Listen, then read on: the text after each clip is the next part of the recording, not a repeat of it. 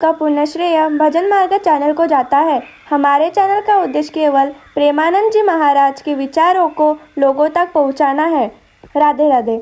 अब ऐसा नहीं है कि कोई सर्वत्र विजय ही पाया हो, पूरा इतिहास साक्षी है। एक बार अगर हार हुई तो एक बार विजय हुई, एक बार विजय हुई तो हार हुई।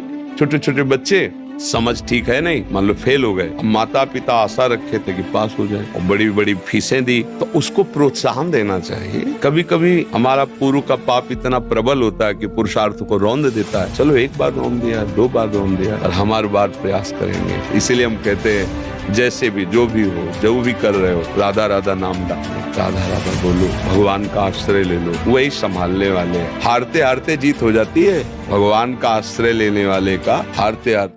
भूपेंद्र साहू जी, श्री हरिवंश महाराज जी, आपके चरणों में कोटि कोटि प्रणाम। महाराज जी, संसार के कार्य जैसे पढ़ाई करते समय उसके परिणाम के प्रति आसक्ति हो जाती है, उसको भजन बनाने में अत्यंत कठिनाई का सामना करना पड़ता है। महाराज जी क्या हाँ, सबको होता है, हमारी पढ़ाई नहीं, सबको होता है। अपने अपने कार्य में सफलता प्राप्ति की सबको इच्छा होती है। जो जिस कार्य में, किसान तो अपनी खेती को अच्छा से अच्छा भजनानंदी अपने भजन का, सबको होता है कि हम जिस कार्य में हैं, जिस मार्ग में हैं, हमें सफलता की प्राप्ति हो। पर जरूरी नहीं कि सबको सफलता मिल ही जाए। इसीलिए भगवान ने कर्मयोग में कि सुख दुखे समय कृत्वा लाभा लाभो जया जयो। यदि तुम वास्तविक भजन करना चाहते हो तो सुख और दुख में समान भाव वाले बनो, जय और पराजय में समान भाव वाले बनो, लाभ और हानि में समान भाव वाले बनो।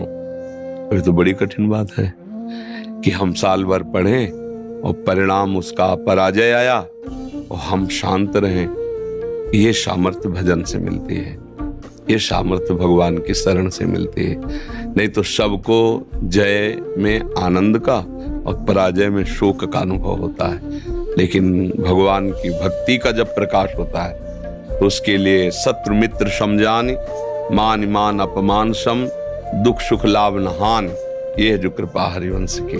जब आचार्य की गुरु कृपा होती है तो हृदय की ऐसी स्थिति हो जाती है कि बड़े से बड़े सुख में अभिमान नहीं होता, बड़ी से बड़ी यश कीर्ति विजय में अभिमान नहीं होता, और निंदा हो जाने पर सबको होता है, हमारी पढ़ाई नहीं, सबको होता है। अपने अपने कार्य में सफलता प्राप्ति की सबको इच्छा होती है। जो जिस कार्य में, किसान तो अपनी खेती को अच्छा से अच्छा भजनानंदी अपने भजन का, सबको होता है कि हम जिस कार्य में हैं, जिस मार्ग में हैं, हमें सफलता की प्राप्ति हो।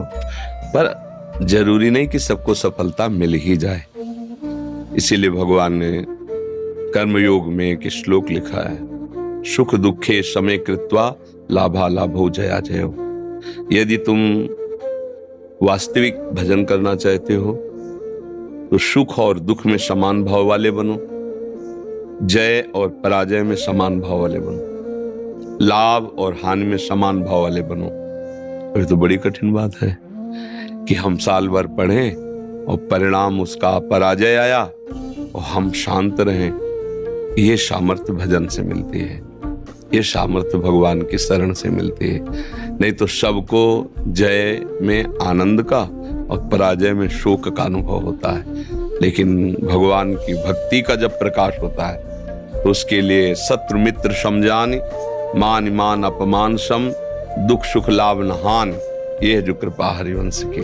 जब आचार्य की गुरु कृपा होती है तो हृदय की ऐसी स्थिति हो जाती है कि बड़े से बड़े सुख में अभिमान नहीं होता, बड़ी से बड़ी यश कीर्ति विजय में अभिमान नहीं होता, और निंदा हो जाने पर, अपमान हो जाने पर उसे दुख नहीं होता, क्योंकि वो भगवान को सामने रखता है कि ठीक है हम फेल जरूर हो गए हैं, लेकिन भगवान हमारे हैं।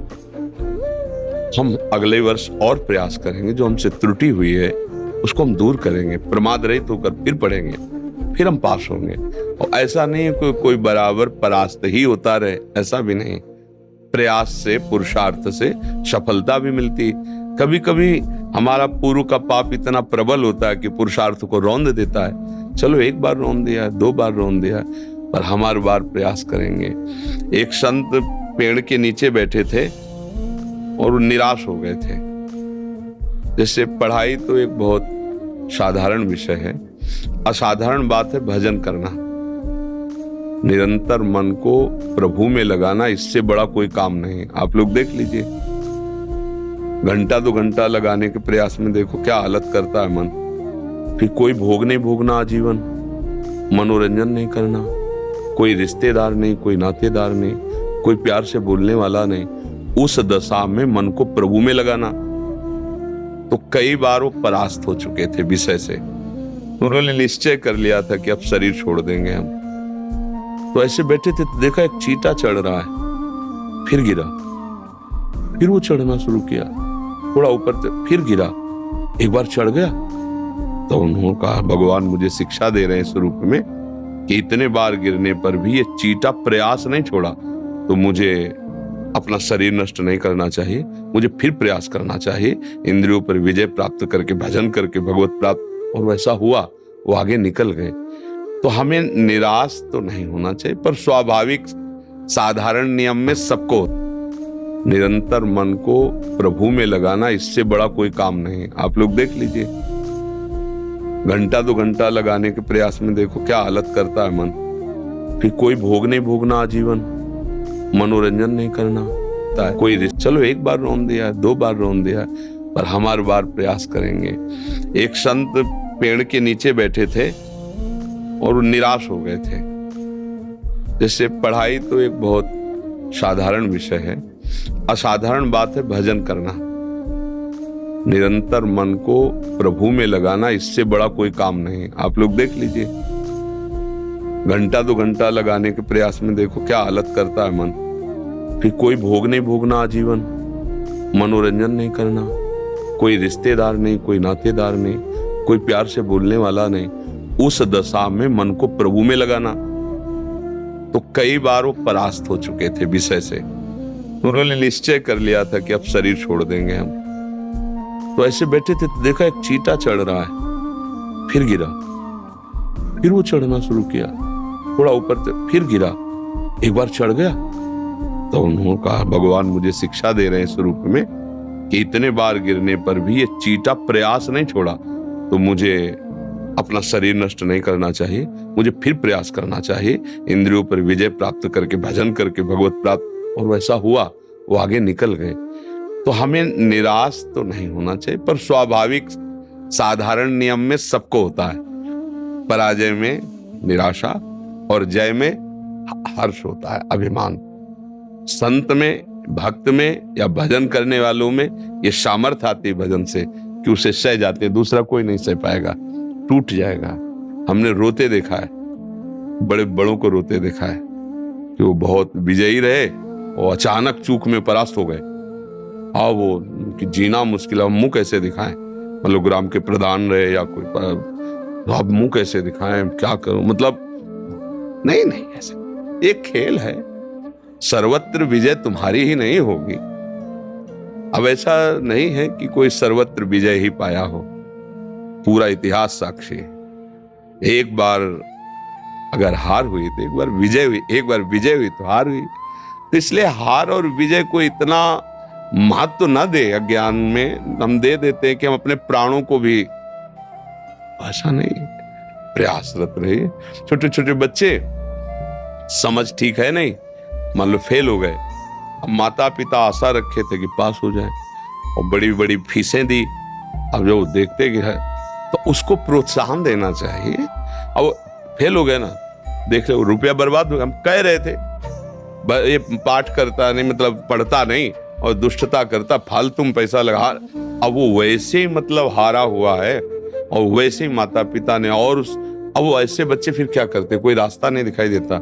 4 उनके मित्र वो पास हो गए, घर में आता है तो क्लेश, बाहर जाता है तो जलन, तो लगता है फिर उसको एक ही रास्ता दिखाई देता है। ऐसा नहीं होना चाहिए, बच्चों को बलवान बनना चाहिए। एक बार हार गया कोई बात नहीं, फेल हो गया, अब मैं और मन लगा के पढूं, और माता पिता को प्रोत्साहन देना चाहिए, कोई बात नहीं, और हम अच्छा ट्यूशन लगवाएंगे और प्रयास करेंगे। अब बिल्कुल उस समय उसको संभालना है, पर अज्ञानी जो माता पिता होते हैं उसको ऐसा तोड़ देते हैं कि वो फिर एक ही रास्ता उसको लगता है। अब वहां मित्र उपहास करते हैं, स्कूल जाता है तो मित्र उपहास करते हैं कि मैं तो अगले क्लास में चला गया, पास हो गया, ये तुम फेल। और वहां उसको ये, घर में उसको ये, और मन वैसे ही पर, तो वो फिर रास्ता ही नहीं चुन पाता कि क्या करूं, जीऊं या शरीर को। तो मुझे लगता है बच्चों को भी प्रोत्साहित होना चाहिए और घर परिवार वालों को भी प्रोत्साहन देना चाहिए, जैसे पढ़ाई में या किसी भी विषय में। हम मान लो पति है, व्यापार नौकरी में कहीं हानि इसीलिए मिला है कि हम एक दूसरे को संभाल के उठावें, और होता उल्टा है कि जब हम पराजित हो जाते हैं तो हमारा सब साथ छोड़ने लगते हैं, तब हम निराश हो जाते हैं। तब उस समय एक साथ पक्का रहता है भगवान का। अगर वो साथ लिए हो तो बाजी जीत जाओगे, अगर वो साथ नहीं तो फिर निराशा आ जाती है, फिर निराशा आ जाती है। इसीलिए हम कहते हैं जैसे भी, जो भी हो, जो भी कर रहे हो, राधा राधा नाम डाल लो, राधा राधा बोलो, भगवान का आश्रय ले लो, वही संभालने वाले। हारते हारते जीत हो जाती है, भगवान का आश्रय लेने वाले का हारते हारते। अर्जुन जी ने कहा मैं प्रण करता हूं सूर्यास्त होते होते जयद्रथ का गला काटो, अगर नहीं तो मैं चिता में भस्म हो जाऊंगा। इतनी भारी सुरक्षा लगा दी कि कई दिन अगर युद्ध करते तो अर्जुन तब पहुंच पाते, इतनी भारी व्यवस्था कर दी। भगवान अपने भक्त की रक्षा करते, इतनी भारी व्यवस्था थी दिव्यास्त्रों की, वहां तक नहीं पहुंच सकते थे। सूर्यास्त की बात क्या, युद्ध होता रहा, उसका पता ही नहीं कि कहां है। भगवान ने धीरे से सुदर्शन चक्र से सूर्य भगवान को ढक दिया। अब ये हुआ कि भाई सूर्यास्त हो गया। अब तो अर्जुन ने कहा अब हमारी प्रतिज्ञा में जलूंगा, कुछ नहीं बोले भगवान। चिता की रचना हो गई।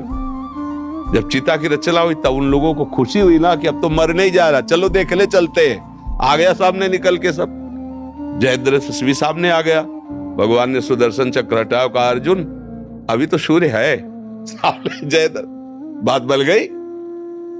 भगवान का सहारा है तो हारते हारते जीत हो जाती है।